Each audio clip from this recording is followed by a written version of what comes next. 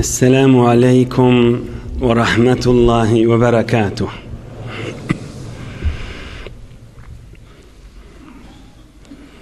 بسم الله الرحمن الرحيم. إن الحمد لله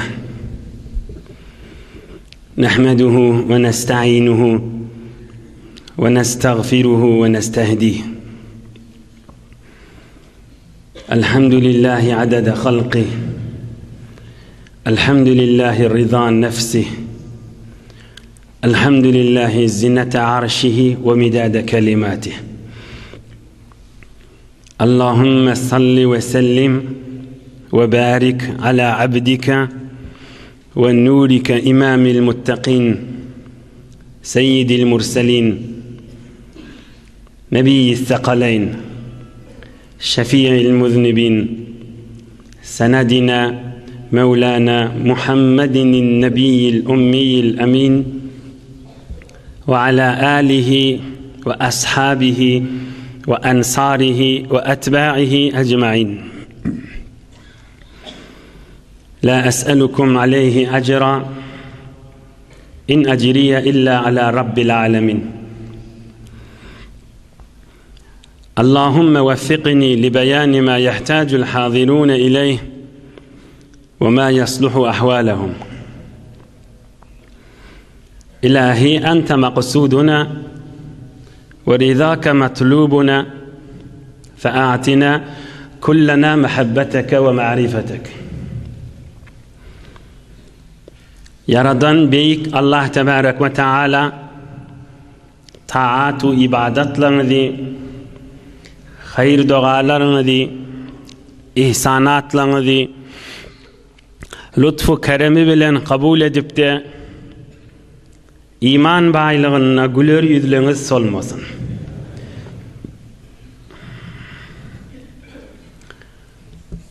Allah'ın dostu Mahtumul İşan aydiyer,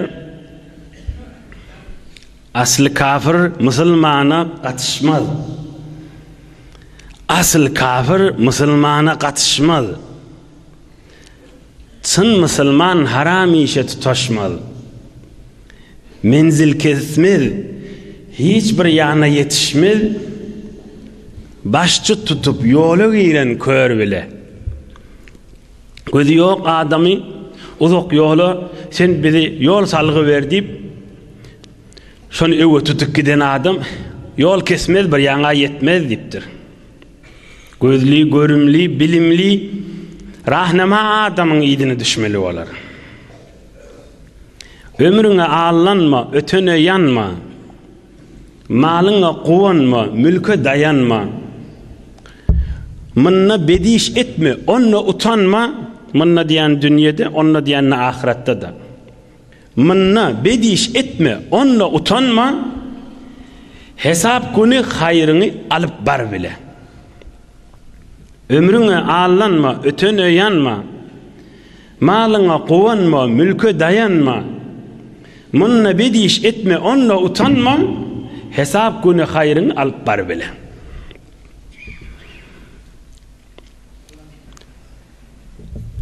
Mahluğun en bir hayası İblis, şeytan Allah'ın adını tutup yalandan and içti. Evvelin yalandan and içen İblis-i la'in şeytandır. Vallahi deyip yalandan Hudayı şahit etiptir. Yalandan and, yalandan kasam, yalandan and, yalandan kasam deydiği bilip durup bir geçen zat, şu zat bolmandır. Vallahi şol iş bollu deyip and içiyedi. Yalandan and, yalandan kasam da. Evvelin yalandan kasam içen şeytanla. Anırda bir bihayalık, anırda bir Allah'ın azamatına cüret etmekte. Ulamalar aydiyar bir nice rivayetlerde var. Bir mahluk, bir Allah'ın yaradan bir mahluğu arşın eteğine kâde tesbih aydanına aydiyar Subhaneke ma a'zamek. Subhaneke ma a'zamak. Subhaneke ma a'zamak. Hudaya sen ayıptan pek, ne beyle oluqan sen. Allah taraftan cevap gelýär diýär şu mahluğa. La ya'lemu zalika men halafa kaziba. Yalandan andisçan şunu bilen aqda diýip aýtýar. Allah taraftan şoňa cevap berilýär. Yalandan andisçan adam Allah'ın kulluğunu bilen aqda diýip aýtýar. Awwelin yalandan andisçan iblis şeytanna.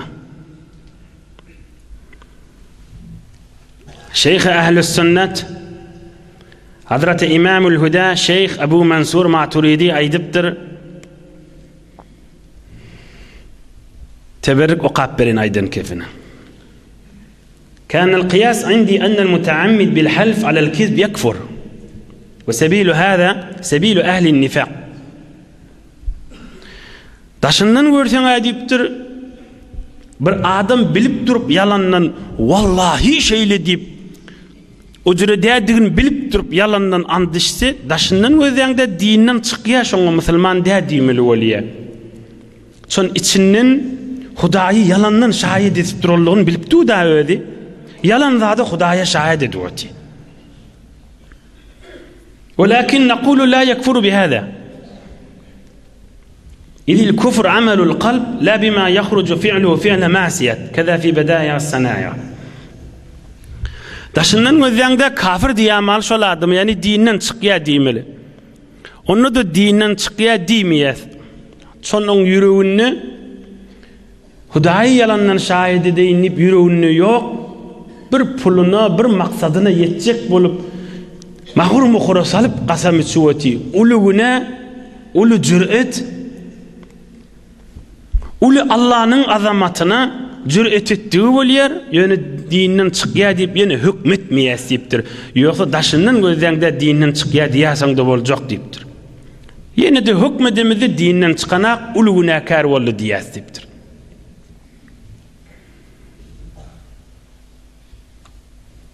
Hazreti Ali Murtaza radıyallahu anh aydiyar Nebi-i Ekrem aleyhissalatu vesselam'dan eşittim deyip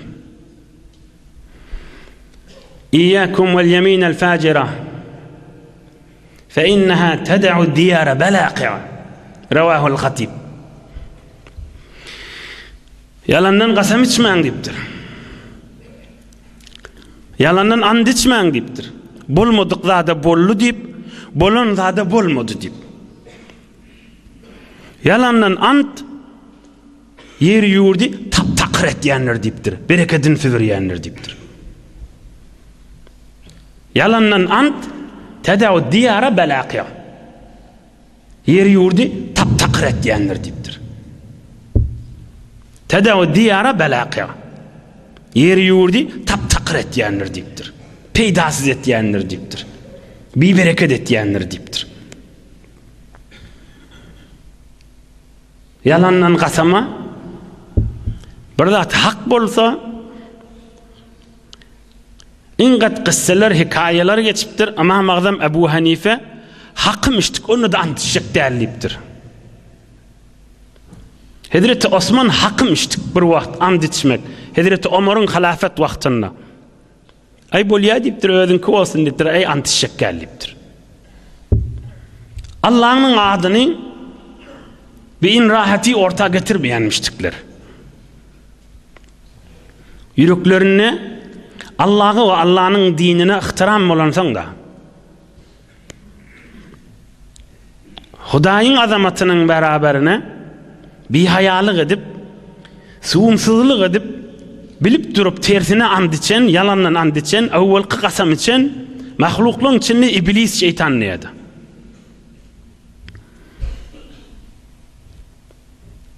Atamız Hazreti Adam'a atamız Hazreti Adam'a Allah Azze ve Celal emretti şu bağdan iman dedi. Atamız Adam ve hevenemiz imanlar şondan. Oham şeytan vasvasa edipdir. Geçen hafta gurrunu geçti. Ağlaptır. Size yüreğime aviye deyip Näme aglayan diýipdirler. Onna hay siz ölüp cennetten çykjak da diýip. Ýöne şu bagdan iýsiňiz cennetten çykmaýaňyz diýipdir. Atamyz Hazreti Adam aýtypdyr, ýok, muny Allah Azze Celal bizden ähdally, bizim boynumyza dakdy, ondan biz iýip bilmeýäs diýip. Emma şeytan hewenemizi waswasa edipdir, ähriňe iýdir diýip, onda da iýjek däl diýipdir. Hawa diýipdir, hewene diýipdir. Allah bizim boynumyza dakdy, mundan iýmäň diýip aýtdy diýipdir. Oham şeytan aýdypdyr, Hudaý mundan iýmäň diýdigi, size haram diýdigi däl diýipdir. Şeytan aýdypdyr, Hudaý mun size iýmäň diýdigi, yani siz bir gün ölmeli, emma şundan iýseňiz ölmeýäňiz diýdigi. Şondan çyým iýmäň diýip aýtdy diýipdir. Oham Hazreti Adam aýýo bijirede diýipdir.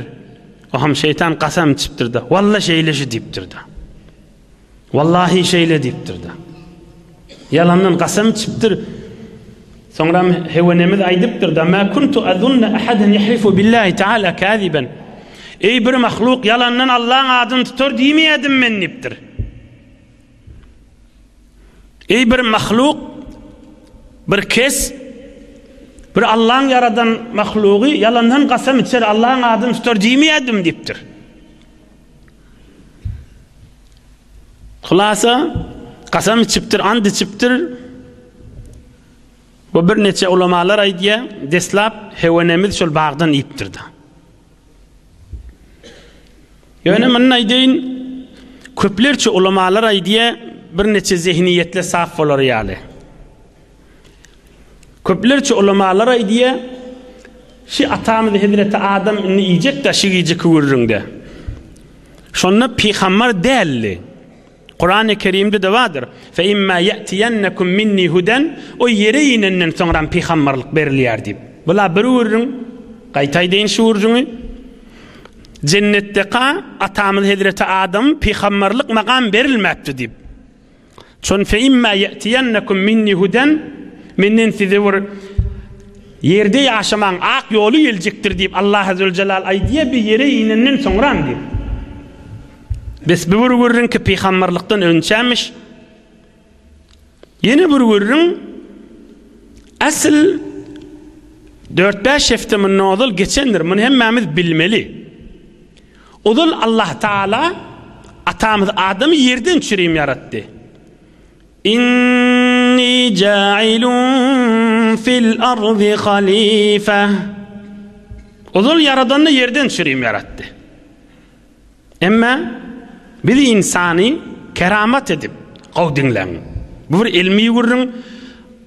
Aydılmasa da boljak, ýöne aydılmasa kän ilim zihillerde galjak da boş galjak. Emma men Allah Azze Celal'ın hikmeti şeýle bolupdyr. Bir neçe wagt cennetde bolmaly. Biz insanlara siýlyk bolar ýaly. Bizim deslap atamyz cennet bilen zindigi başlap. Ve şoň ewlatlarynyň imanly musulmanlar ýene de öwürlüp şu cenneti üýşüp barjaklar. Bütürondan ýerde de bolsa boljak, emma 250 ýyl bir neçe ulamalar aýtýaryna görä atamyz bilen enemiz cennetde bolupdyrlar. Bizlere keramat tabi. Atamyz deslapky ýaşaýyşyn cennetde bolup, we inşallah işte gurrun boljak ki cennetten çykarylýar. Ve inniki hefte yere gelişlerini hatmatyny da ýetirler. Dersleri bilen inşallah. Biz asyl yaradılışı olal yerden çürüm. Emma birak keramat bolar ýaly Adam ataga we ewlatlaryndan çürüm we bir neçe dersler ýürýär ýaly. O dersleri 2 heftäň içinde Allah berdiginden tiki edip hatmatyny da ýetirer inşallah. Geleýin gurrun ýedine. Hulasa قال بعض العلماء إن حواء أكلت وأطعمت آدم على نبينا وعليهما الصلاة والسلام. هو نمذ إبتر وآدم أتعد بربتر يا آدم أتعد ورب إبتر ده.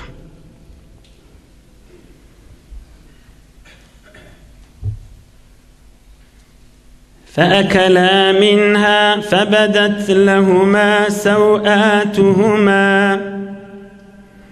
وطفقا يخصفان عليهما من ورق الجنة.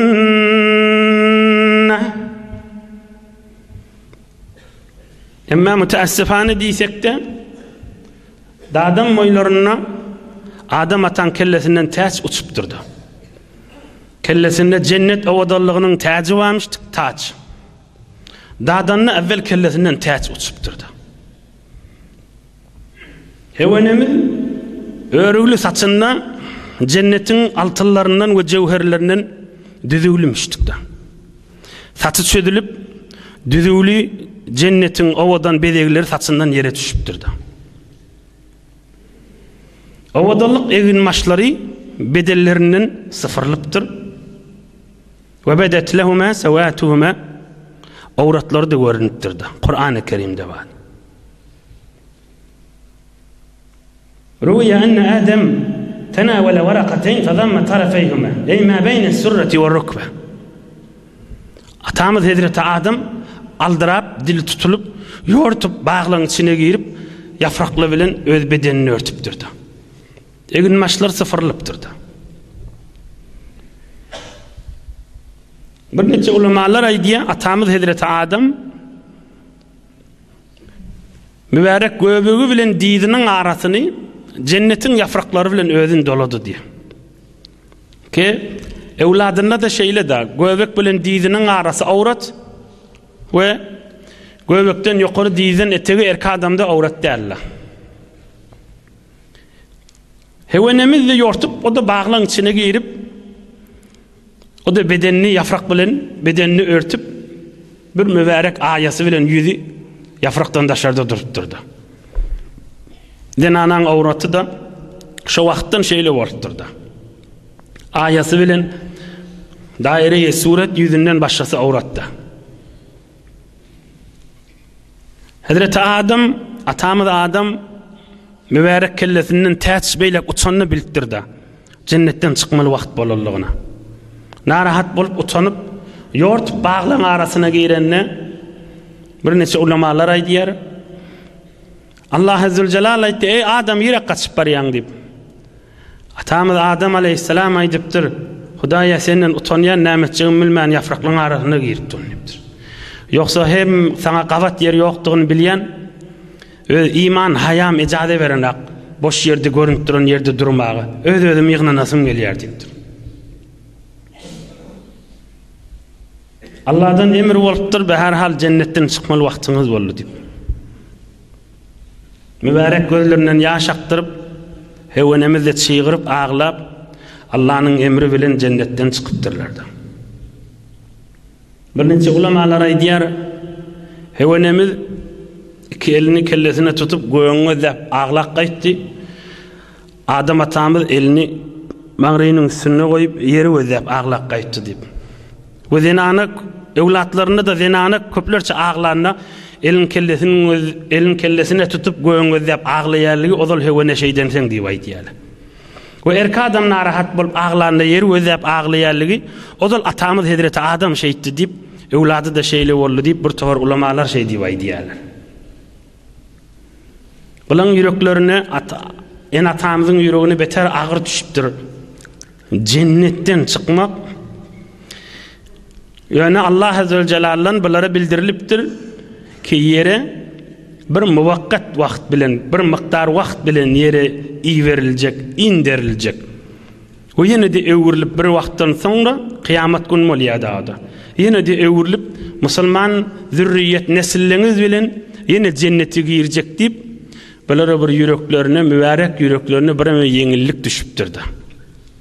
Yoksa beter ağır düşüptür cennetten çıkmakları. Yine de değil, yine de Allah Azze ve Celal'ın bunlara bildiriliptir feriştelerin üstü bilen cennetten çıksalar da وَلَكُمْ فِي الْأَرْضِ مُسْتَقَرُّ وَمَتَاعٌ إِلَى حِينٍ bir müddet yerde duracak. Ama evde sonra yine de cennete gelecek. Özünüz ve neslinizden, evladınızdan Allah'a ve peygamberlere iman bolup geçen ve kıyamada iman bolup geçen adamlar cennete girecek deyip Adam atamız ve Hewa nemede gövüllük veriliptir de. Yine niçe heftan içinde atamız Adam ve Hewa nemedin halk boluşu ve cennete girişi ve cennetten çıkışını Allah berdiğinden Huday köklediğinden salim arasında suratına tahqiq bolup da hizmetine de yetirildi. İndiki hefte inşallah yere düşüşlerini ve atamız Adam Hindistan'a düşüp ve her qaysı bir yana düşeceklerini dersleri bilen inşallah hizmetine de yetirir. Ama bir geceki ulu dersi. Awalin ulu dersi yana aydan görürüm qayta aydayn odol Allah Taala Adam atany yerden çüreyim yarattı. Ama keramet bolsun diye bir neçe vakt cennette oldu en atamız. Bu bir sebep bilen cennetten de çıktılar. Yani ulu dersinin mirişi ki her yerde bolsan da Allah'a bende olmak vazifendir. Her yerde olsan da ve her kim olsan da Allah'a bende olmak vazifendir. Onunki dersinin bir ders inheşigi aydılacak da. Muhim derslerden onunki ders aydılacak 3 haftanın içinde inşallah şiice bir dersi hizmetine de yetirilecek dişi. Her yerde ol Allah'a bende ol. Her kim ol Hudayın bendesi ol. Cennette ol. Tamam nazı nıgmette ol. Yerde ol, göğünde ol. Meriz hal ol, canın sağ olsun. Adın benne olsa eyanı tanı, gelip sana 100 ve 100 hem olmasa diye mahtun oluysan. Peygamberimiz aleyhissalatu vesselam 28 yaşında Muaz ibn Cebel sahabani Yemen'e uğratacak bolanına yok uğratıp bariyaka. Peygamberimiz sonra 60 mübarek 62 yaşındamış. Derman görürler bula. Medine-i Münevvere'den daşarik çıkarıp Muaz ibn Cebel diyen üstünne Nebi-i Ekrem aleyhisselam kaptanının piyade var ya. Ey Muaz deyiptir. İnniki yıl gelsen şayet ben kabrımın dengesinden geçtin deyiptir. Nebi-i Ekrem aleyhissalatu vesselam. Aham Muaz ibn Cebel ağlaptır. Peygamberimiz aleyhissalatu vesselam'dan daşalıp var ya. Görcek derle ahırkı görttür olduğu da. Nebi-i Ekrem aleyhissalatu vesselam şonu bir söz aydıptır. İne şita işi giyce. Ya Muaz, inne evlen nasi bihi el-muttakûne men kânû haysu kânû. Ey Muaz diptir. Çın men dostum Hudayi adamlardır. Her kim olsun her yerde olsun diptir. Yemen'e gidenin menden daşallın mı kadiyama diptir. Ey Muaz, menin dostum hükmen Medine'de yaşamak değil diptir.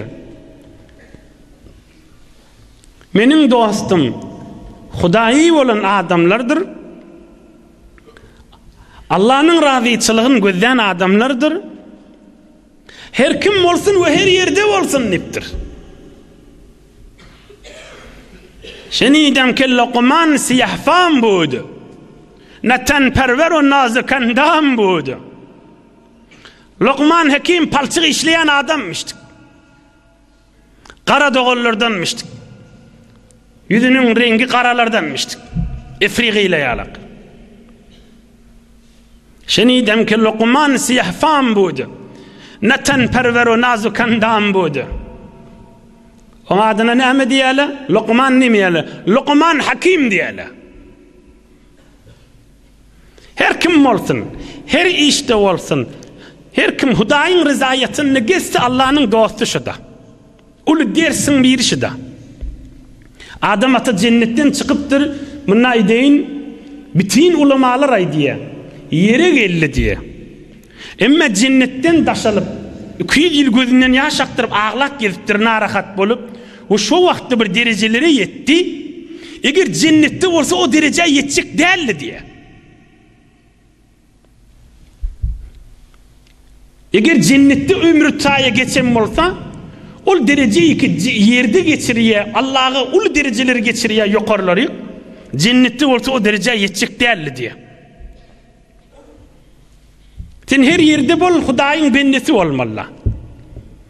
Yere gelip bendeliğini arttırıptır. Yok. Aşkını, mehabbetini, yürek yanğısını arttırıptır. Ve yerde de peygamberlik derece veriliyor. Atamız Adam aleyhisselama. Atamız Adam ala nebiyina ve aleyhissalatu vesselama.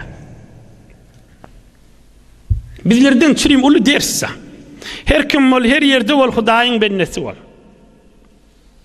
Lokman Hakim qara doğullardanmıştı. Kade palçık işleyenmişti. Kargermiş. وَلَقَدْ آتَيْنَا لُقْمَانَ الْحِكْمَةَ أَنِ اشْكُرْ لِلّٰهِ Sure-i Luqman mı? Kur'an-ı Kerim'de bir mübarek sure var. Sure-i Luqman 21. parada. Kur'an-ı Kerim'in bir süresinin adı oluptur. Luqman Hakim oluptur. Yine deyin, karger palçık işleyenmiştik, qara doğullardanmıştık da. Her kim ol Allah'ın bendesi ol, her yerde ve her işte ol. Allah'ın Allah olmuyor da. Allah olsa ki Allah değilmiyor ona.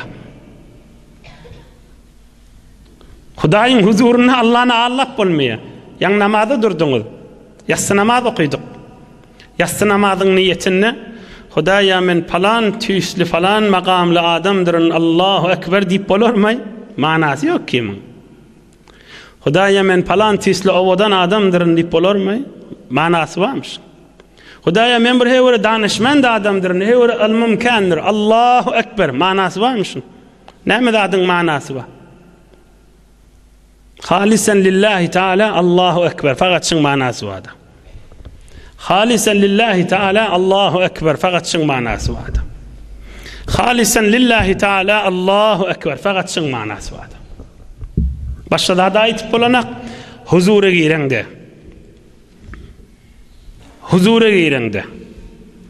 Huzura girende. Allah'ın huzuruna girende. Ümmet-i İslam'ın içinde ey cemaatler billahi alan Muhammed Peygamber aleyhissalatu vesselam'ın ümmetine bir insanlar geçiptir. Günlükte yaşap bekalar adamların biri miştikler. Ama akşam huzura girerlerine büyük makamdaki insanlar miştikler. Günlük gelip bekalar adamların biri miştikler. Ama gecelerde makam huzura girerlerine büyük makamdaki insanlar miştikler. Bir gecede Allah'ın dostlarından bir misal edip vereyim. Adam atan evlatlarına, belki Nebi Ekrem aleyhissalatu vesselam'ın ummetine, mertler ve insanlar yerin yüzünü geçiptir ve her zamanlarda da barda. Allah'ın dostu eksilmez köyüne cahandır diye mahtum oluşan. Acaba ihtiyar ha. Allah'ın dostu eksilmez köyüne cahandır diye. Allah'ın dostu eksilmez köyüne cahandır diye. Bir gecede Allah'ın dostlarından bir misal edip vereyim. İnsanların kalbini nurlandır yer. Gürrünleri, hikayeleri bilen kaptalının vaazı bolmasa insanı Allah'a getiriyor.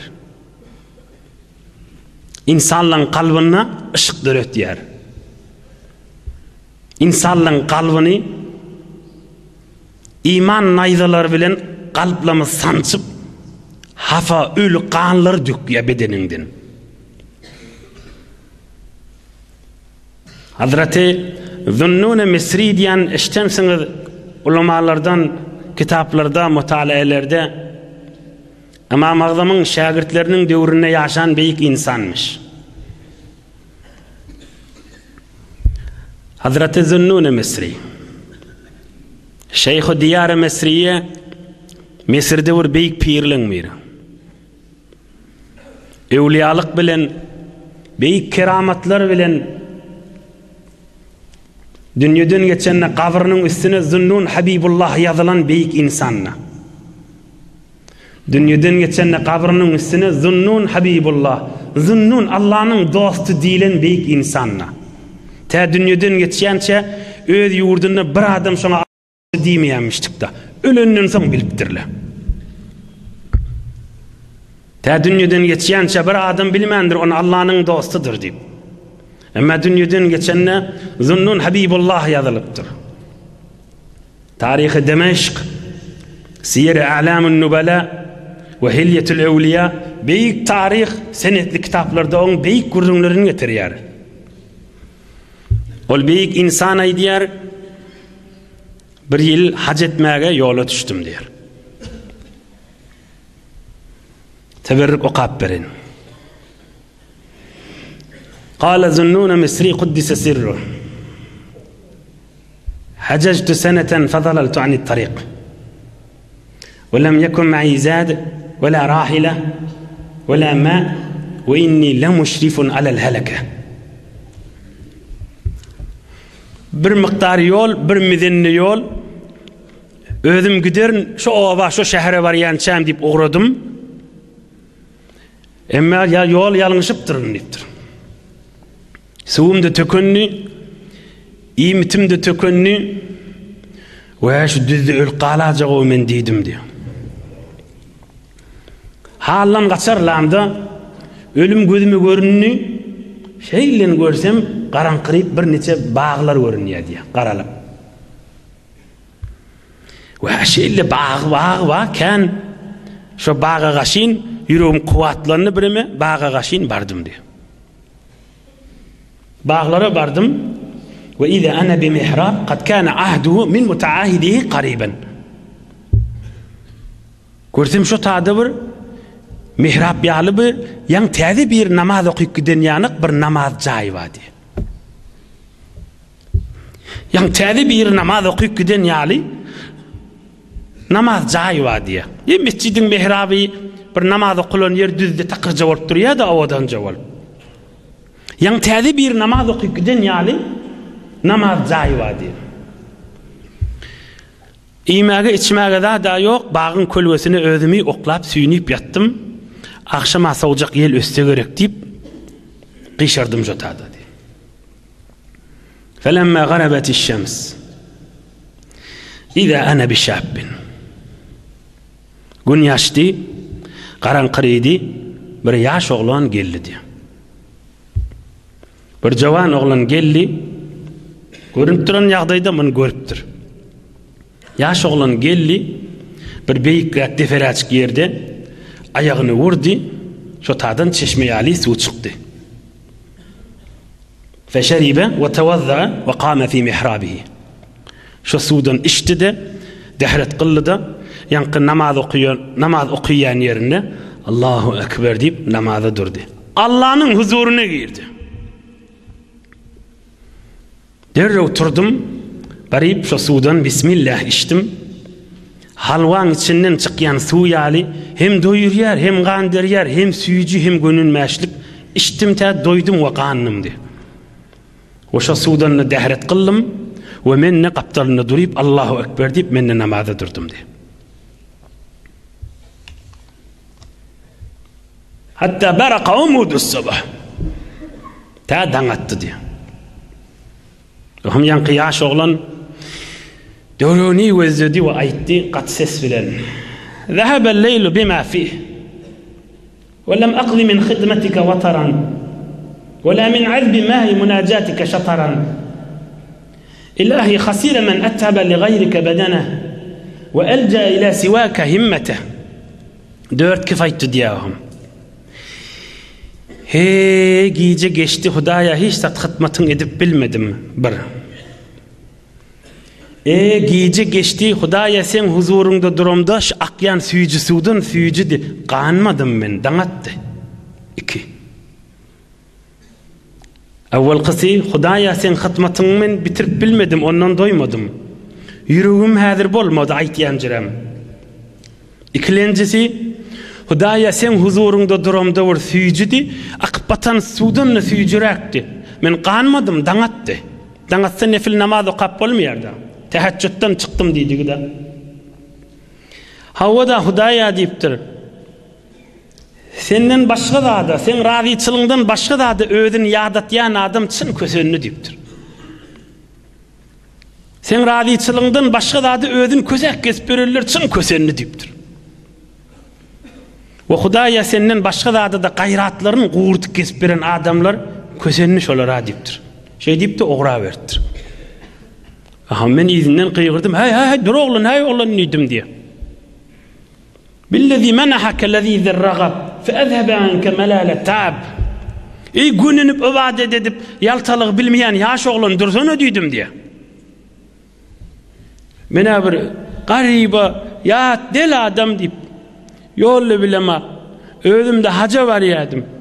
Yollu yitirdim. Ulugum da yok. İçmäge suwum da yok. Ýere naharym da yok. Men bir ýoly salsana, bir ýaňa ýetirsene diýdim diye. Bir kefe aýdyp duran Hazreti Zunnun Misri beýik ewliýalardan. Ol ýaş oglan aýtdy diye, "Uskut ya battal. Ey yaltaja adam. Kan kepleme diýipdir, ýyzime düşdi gaýt diýipdir. Fera'aytul arda tutwa tahta arjulina. Hatta ra'aytul hajja ve semi'tu dhajja faqala hadihi bakka." Gelmen ýyzime düşdi gaýt diýdi.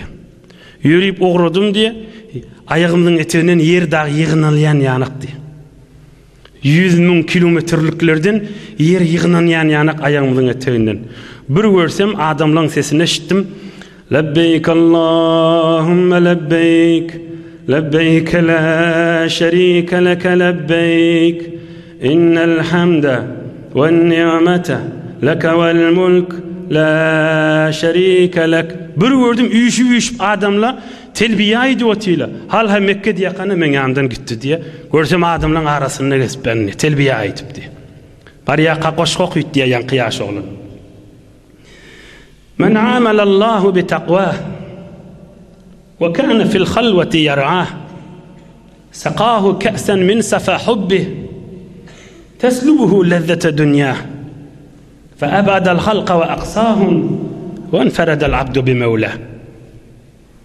Her kim çyny bilen Hudaýy bilen bolsa ve halwatda da Allah bilen bolsa Hudaýy on gursagyna mehabbet jamyndan gandarar diýipdir. Hudaýy on kalbyna, Hudaýy on gursagyna ışk mehabbet suwundan gandarar diýipdir. We Allah'ın ışkyny gezmegiň lezzetini biler diýipdir. O kadede zır özü Hudaýy bilen halwat edip bir wagtlaryny Allah bilen arasyna ışkyn goýar diýipdir. Her ýerde bol, her kim bol, Allah'ın bendesi bol dersinden çürim, ýüreklimiz nurlu bolar ýaly Allah'ın dostlaryndan bir gissa hyzmatyny ýetirmekdi. Atamız Adam ata ve hevenemiz cennetten çykdy. Awwalin dersine hem bolly, häzir ýere gelmedi. Awwalin dersi her ýerde bol, her kim bol Allah'ın rizayatyny gez, Allah'ın dostu dasyň. Hudaý Taala ýaşaýşyňyzy nur imandan dolu etsin. İman baýlygyny güler ýüzüňiz solmany. Jinni tejawidinna atamız Adam we hewenemize sataşyp gülüşüp oturmak hemmemize nasip etsin. Bir alham 3 kul huvallahu qiýelin, ilun watanymyza musulmanlara dua edeýin.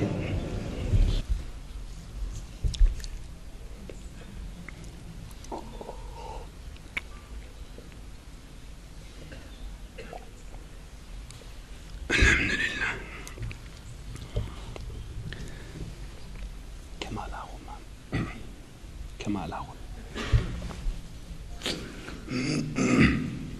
Kemal Ahuncan hoca dua edin, mübarek aýlyda geldi, mübarek Recep aýla.